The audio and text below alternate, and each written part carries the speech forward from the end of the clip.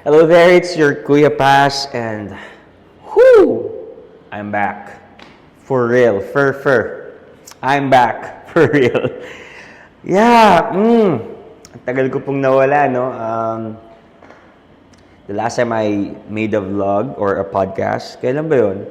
Parang June pa no? June 5 before birthday ni Moms, before the engagement. Baka marami nagtatanong, na-engage lang si Pastor, hindi na nag-podcast, na busy. Hindi naman po. Sobrang dami lang mga happenings, alam nyo. Kasi, since June, ang dami. Of course, I don't have to disclose what happened, no? Pero, ang dami nangyari, so I have to compose myself. Marami akong inisip. Marami akong in-improve. Marami akong inayos. Of course, isa doon yung sa kasal. Pangalawa, of course, my studies sa MA. Tapos, I established our guidance office dito sa Bethany Christian School kasi ako na yung guidance counselor nila dito. Ang dami. And then, we are trying to change or nag-shift po kami ng approach sa discipleship process, and of course sa Deep and Wide, parang new season siya. Tapos anniversary.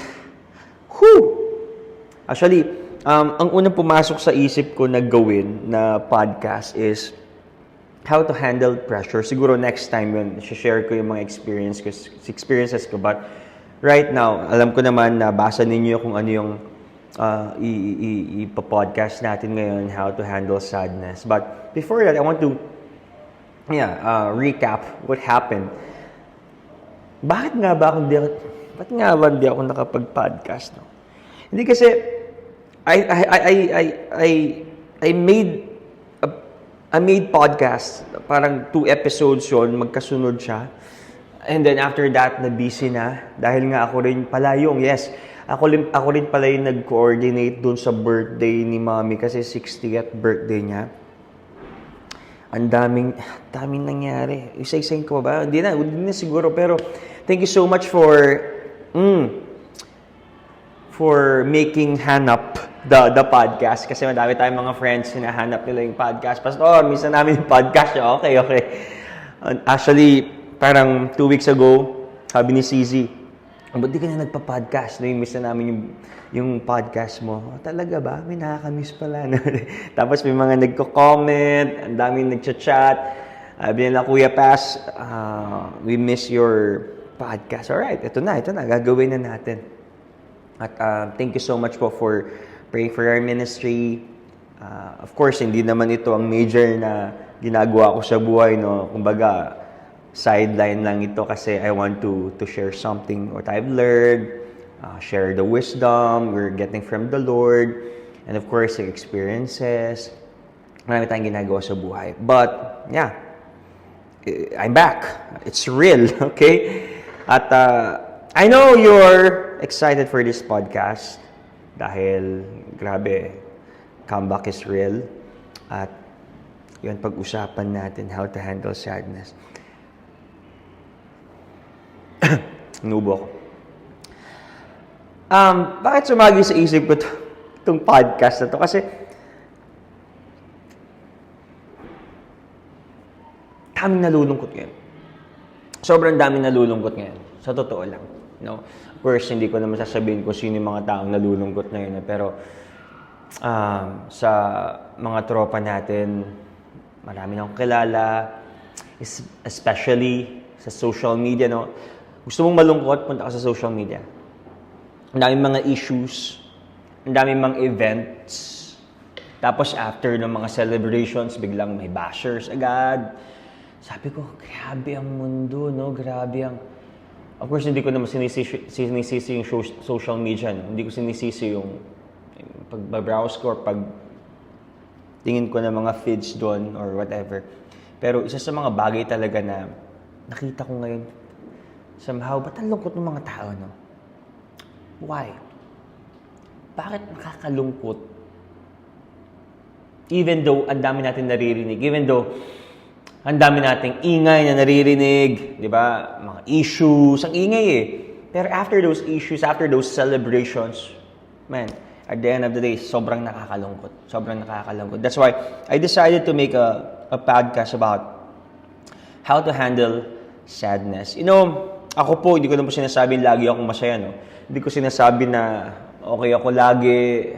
Nararanasan din natin yan. Actually, maraming beses. More often than not, we experience sadness. At especially parang 2 years ago or kailan ko ba naranasan yung ganung sadness? 2 years? 3 years ago? And of course, hindi ako papayag na sinabi ko sa sarili ko, hindi ako papayag na malungkot ako na ganito forever. Kaya ay, pag nakaranas ako ng sadness, ay babalin na lang ako sa ibang tao, whatever. And, you know, I figured out and began my own counseling journey. Counselor ako eh. Pero, I just realized, I figured out na may paraan pala para malabanan yung pagiging sad. Alam niyo yun? Ako po kasi bilang pastor, of course, I always initiate fellowships.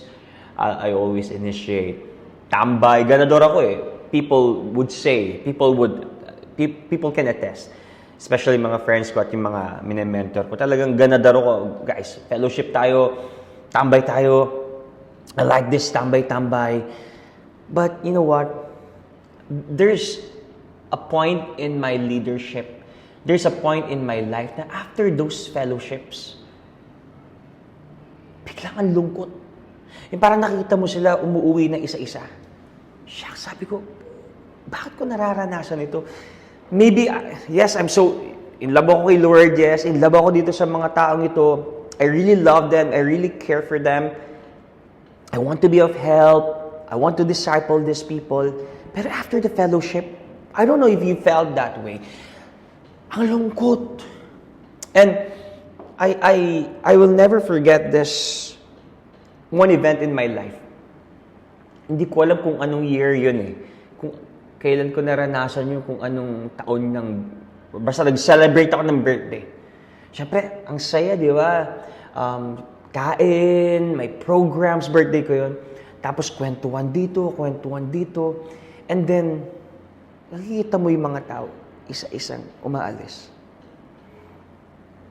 Andun na lang somehow yung parents ko, tapos si Zizi, andun, at sila Josh. I think that is one of the saddest moments in my life. Yung part na ang saya, ang dami mga tao, tapos biglang mawawala agad yung mga tao. Parang, ang lungkot. That's why, since then, I think that's 2021, 2022, hindi ko na maalala. Pero, naalala ko lang na sobrang lungkot nung wala na yung mga tao.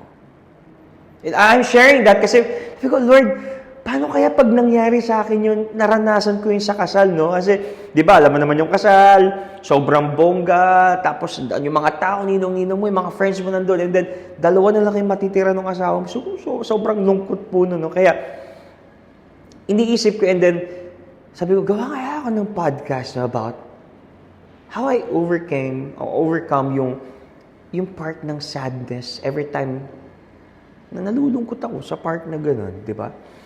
At, one of the things na talagang natutunan ko, di ba sabi ko nga, I began my own counseling journey through this, kasi nga na-experience ko na ito. And I don't want to experience that over and over again, kasi kailangan mag-improve ako eh. Kasi kailangan matutunan ko paano handle to mga bagay na to. And, you know, one of the things I learned as I began my own counseling journey is this. Of course, I have a lot of things to share, no? Siguro soon. Pero isang bagay na sobrang effective sa akin is I learned to be silent. I learned to be silent. Alam niyo po ako, lumaki ako na, alam niyo yun, sanay at maingay, sanay na maingay, sanay na nasa maraming tao. Lumaki ako na ayaw ko ng tahimik talaga. Kasi of course, I'm a son of a pastor, I grew up in a Christian family, tapos punta kayo sa church, ang ingay, daming tao, daming gatherings, reunions, discipleship group. So, basically, lumaki po ako at namulat ako sa mundo na maraming tao. And, I always have the desire to be with people. And because I have that desire, I always avoid being alone. Feeling ko kapag wala akong kasama, kapag wala akong tropa, kapag wala akong ganitong maraming circle, ang lungkot ng buhay. But I realize, you have to balance it. Of course, we're designed to be in the community. Hindi ko i-diminish, hindi ko tatanggalin. We are designed to be in the community, period. I believe doon sa part na yun. Kailangan natin yun para sumaya, yes. But sometimes, you have to learn how to be silent. Sometimes, you have to balance yourself that you need also to be alone. And, yun po yung gusto kong sabihin ngayon, 5 bagay. Reasons why we need to be silent. Reasons why we need to be silent. Kasi, this can really relieve your sadness Imagine nyo po yun kapag sanay kayo na nasa maraming tao, sanay kayo na nasa spotlight, sanay kayo na nasa maraming reunions or maraming gatherings, parang hahanap-hanapin. Sa totoo lang, ito yung sabi ko sa mga tropa ko dati, nakaka-addict ang mga tao. Yeah. That's why, kung hindi mo ibabalanse yung sarili mo, na puro ka nasa gitna ng maraming tao or being with people.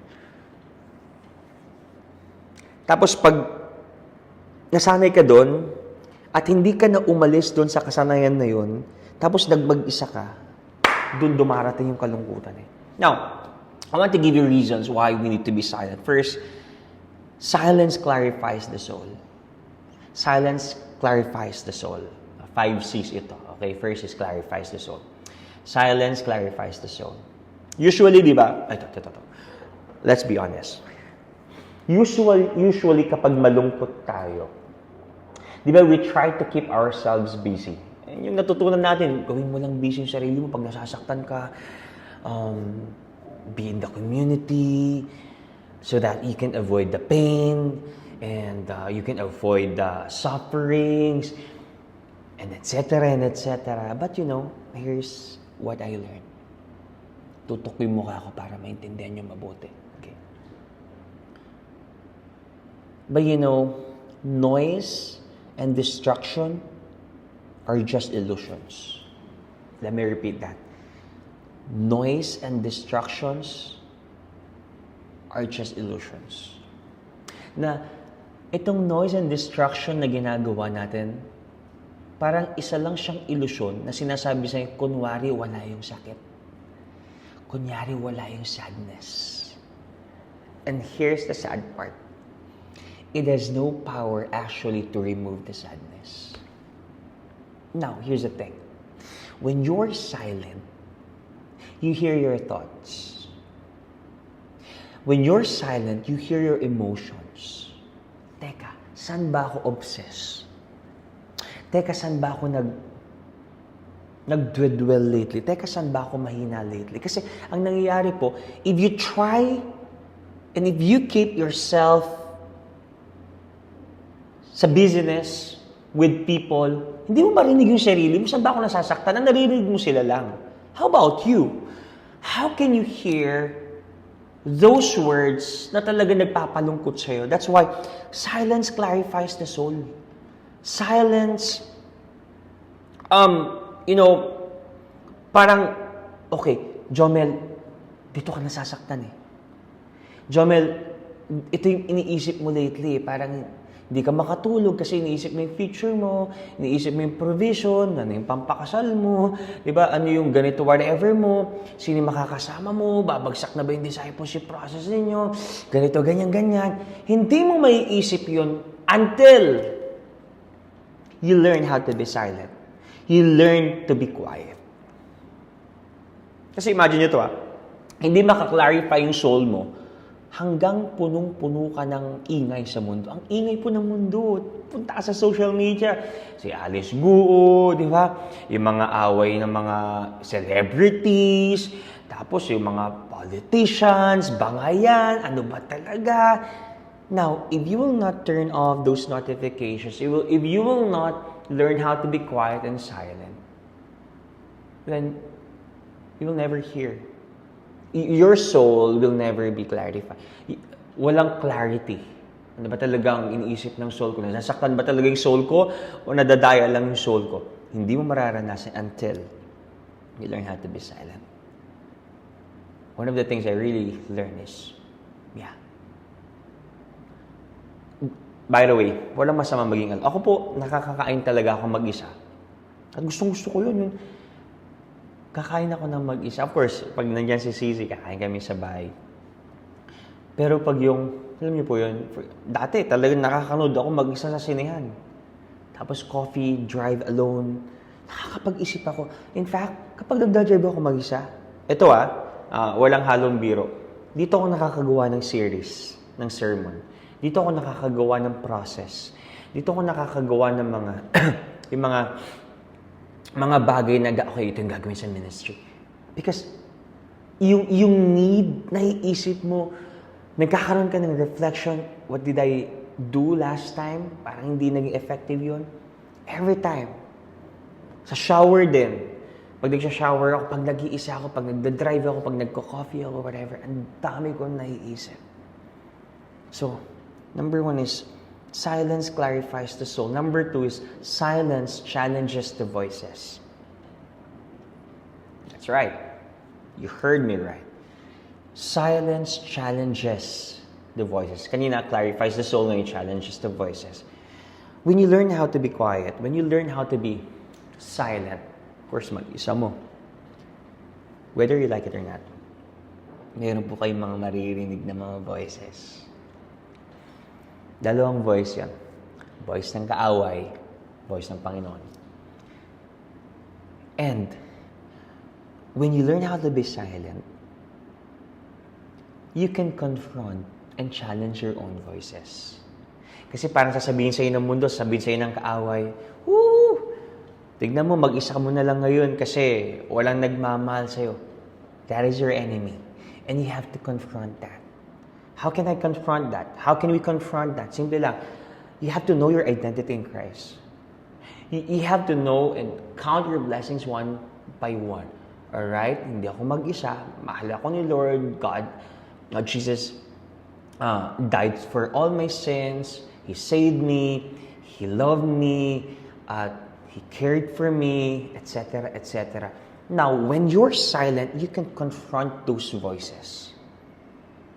Now, here's the problem most of the time. Here's the problem most of the time. Kapag nag-iisa tayo, tapos nalulungkot tayo, we allow ourselves, sometimes we allow ourselves to talk to us instead of talking to ourselves. Do you get it? Ulitin natin. Nalulungkot tayo madalas. Bakit?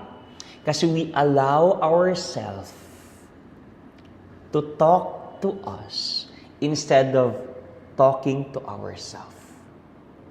When you're hearing those voices, don't allow yourself to talk to us. Instead, kausapin mo yung sarili mo. Nag-gets ba ako? Jomel, di ba? Kasi minsan, pag tahimik tayo, sinasabi ng isip mo or ng self mo sa'yo, Jomel, wala kang patutunguhan. Jomel, hindi mo mapapasayan. Jomel, wala kang magandang kinabukasan, whatever. No. Unahan mo yun. You have to confront yourself. Talk to yourself. Jomel, hindi totoo yan. You're loved, you're treasured, you're cherished. Kaya mo yan. Kasama mo si Lord. Yes, right now, you're silent, you're quiet, you're alone. But doesn't mean wala si Lord sa tabi mo. You can do it. Alam niyo po, masakit man at mahirap mang aminin po ito. Tandaan niyo po ito. May mga bagay talaga na ikaw lang ang gagawang mag-isa. Yeah. But here's the good thing. The Lord is with you. Emmanuel. Pero totoo yun. Physically, may mga bagay na ikaw lang talagang kayang gumawa noon. Your problems, your thoughts, your emotions, your behaviors, ikaw lang pwedeng gumawa noon. Wala nang iba, period. Wala na.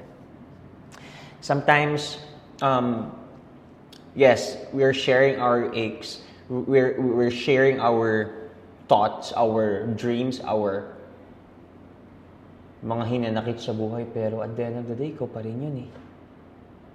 Kayo pa rin dalawa ni Lord yun eh. Yes, it's good that you're being guided by your pastors, by your parents. Pero at the end of the day, ikaw pa rin yung magte-take ng boards eh. Ikaw pa rin yung papasok sa work mo eh. Ikaw pa rin yung mag-aaral ng math subject mo eh. So you have to help yourself by asking, of course, God's grace, Lord, I need you, I recognize you, please pasibagin niyo po ako, patalinuin niyo po ako, so and so forth.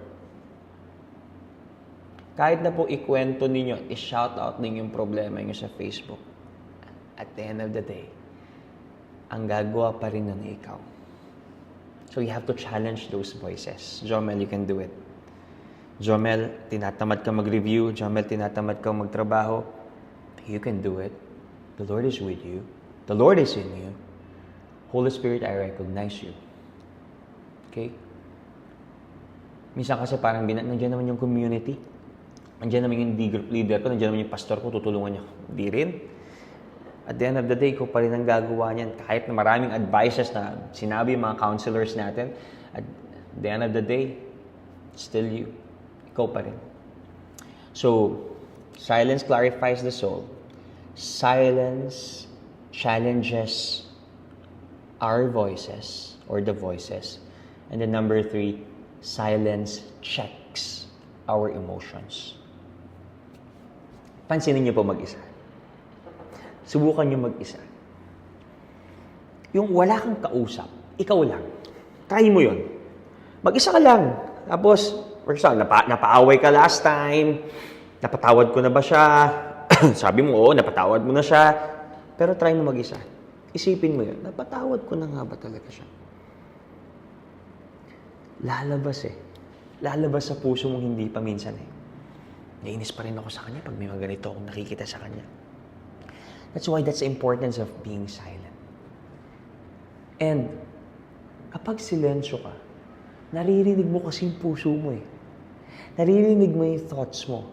Now, ulitin ko, our thoughts become our emotions, and our emotions become our behavior. When we confront our thoughts, then we can confront and we can check our emotions. And then if we can check our emotions, then kaya natin pigilan yung ating mga behaviors. Ops, teka, ang thought ko dito, hindi ko pa siya napatawad eh. Ang emotion ko, nainis pa rin ako sa kanya. Dahil nainis ka, ano magiging behavior mo? Hindi mo siya papansinin ulit. That's why you have to be silent. Alright, teka. Para may inanakit pa ako eh. Lord, I want to forgive him. I don't know how, but help me. And then, yun yung thought mo at yung magiging emotion mo, Lord, I want to forgive him. Ano yung magiging emotion mo? Maluluwagan yung feelings mo, maluluwagan yung puso mo, hindi ka na maiinis, and then, makakausap mo siya ng walang sabit. Walang, alam mo yun, walang ilangan. Diba? Because, silence really checks our emotions. Try nyo po ito. Upo lang kayo. Mag-isa nyo, magkape kayo. No cellphone, no emails, no work. Just in the presence of the Lord. Lord, I want to check my emotions. Please. Yeah, galit pa ako sa kanya, Lord. Please. I want to surrender my feelings, my unforgiveness, my hatred, whatever.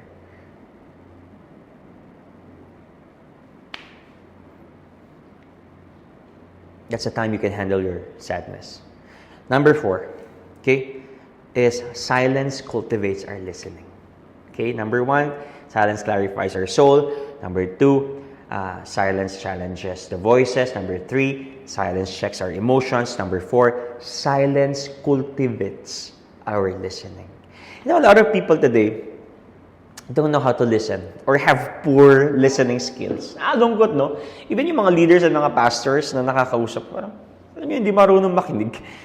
Of course, diba? Observing, vigilant kasi ako eh. Very observing ako eh. Observant ako eh. At, sabi ko, dapat magaling akong makinig. Kasi, alam niyo, pag nakikinig ako kasi, gusto ko na matuto. I'm not preparing to respond. I'm not preparing, okay, ano kayong iriribat ko dito, dapat mapantayan ko or maungusan ko yung sinabi niya. No, I'm not doing that. I try myself to listen as much as I can. Because really, kasi nyo po, pag silensyo kayo, pag quiet kayo, nakikinig kayo sa voice niyo eh. Nakikinig kayo kay Lord eh. At maganda dito, matuto po tayong makinig nang hindi nagre-respond. Just listen with God. Just listen to God, Lord. Okay. That part. Alright, I understand. That part. And then number 5, last one. Silence confirms our need for noise. Silence confirms our need for noise. Minsan alam niyo po, tatapatin ko po kayo, hindi natin kailangan ng activity para mawala yung lungkot natin. Hindi natin kailangan ng community minsan para maging masaya tayo. Kapag silensyo kayo, malalaman mo, okay, Lord, kailangan ko ba ng community or kailangan ko lang talagang kausapin kayo? Lord, kailangan ko ba talaga ng cellphone para maging malibang ako or ng business para malibang ako or kailangan ko lang manahimik? That confirms your need for noise. Especially, ang ingay, ulitin ko, ang ingay ng social media, ang ingay ng mundo. You have to be silent. Lord, labas o mag-isa ka lang dito. Alam niyo po sa bahay, no? Kasi sa Lakayanan, mag-isa ko lang doon. Doon ako minsan nag-work na, minsan doon na ako nag-aaral. Pero ang saya mag-isa eh, di ba? Parang okay. Lord, ito yung kailangan kong gawin. Ito yung kailangan. Kaya minsan parang, yes, okay. I did my part. Nag-disciple na ako. Nag-preach na ako. Nakipaghalubilo na ako. May mga part na parang introvert na ako. Okay. It's time for myself. Kailangan ko maging silensyo. Lord, anong kailangan ko improve? Something like that. Now, okay, those 5, pwede ninyong gawin to avoid that sadness. Learn how to be silent. Here's my application. You have to establish a short daily silence. 5 to 10 minutes every day. Mas maganda yung everyday kaysa yung biglaan. And then, when you learn and you establish a short daily silence, 5 to 10 or 5 to 15 minutes, then periodically, at least once, gawin mo isang oras or 3 oras, punta ka somewhere, maging silent ka, and then drink coffee, mag-isa mo lang, nang walang tropa, di ba? And then, ito, ginagawa ko talaga to, is schedule 1 or 2 silent retreats each year. Minsan, magta-travel ako mag-isa. Ako lang mag-isa. Hindi nila alam yan. Ngayon, nalaman yun. Punta ako sa Baguio. Minsan, balikan. Punta ako sa Tarlac City. Nood ako ng sine. Ako lang. So, na-appreciate ko yung silence. Kasi, alam mo yun, dala ko lang yung sarili ko. Especially po ako, pastor. Dami kong iniisip. Dami nating disciple. Si ganito may problema. Si ganito kailangan counselan. Si ganito, kailangan ko rin mag-isa. Sabi po sa Psalms 46:10, you know, God commands that we be still and know He is God. The psalmist reminds us, tapos na po ako, ilang minutes na ba ako? 30 minutes lang goal ko eh. You know, the psalmist reminds us, our souls are to go into silence and wait on God alone. Kailangan po natin kausapin si Lord. When you're sad, when you are down, be silent, be alone, have solitude, practice solitude, and talk with God. Alam niyo po si Jesus, Jesus regularly went off um, to a solitary place to pray and distill. He listens to the voice of the Father. And then before he goes to ministry, before he ministers, kinakausap niya ang Panginoon sa mga solitude places. And when he hears yung voice ng Father through the Holy Spirit, for sure, that's it. Nagmi-minister siya. And he was effective. Diba? So sa atin po, bago tayo lumabas, magkaroon tayo ng solitude sa Panginoon. Magkaroon tayo ng pakinggan natin yung soul emotions and yung thoughts natin, and then confront, and then challenge, and then confirm kung kailangan ba talaga natin ng maraming tao, ng business, or kailangan mo lang manahimik, or whatever. So yeah, that's how I handle sadness. And I hope that helped you. Please, if you know somebody na medyo malungkot, please share this para mapakinggan po nila. And that's it for now. And thank you so much for listening. And I hope this episode helped you how to handle your sadness. God bless po at mabuhay.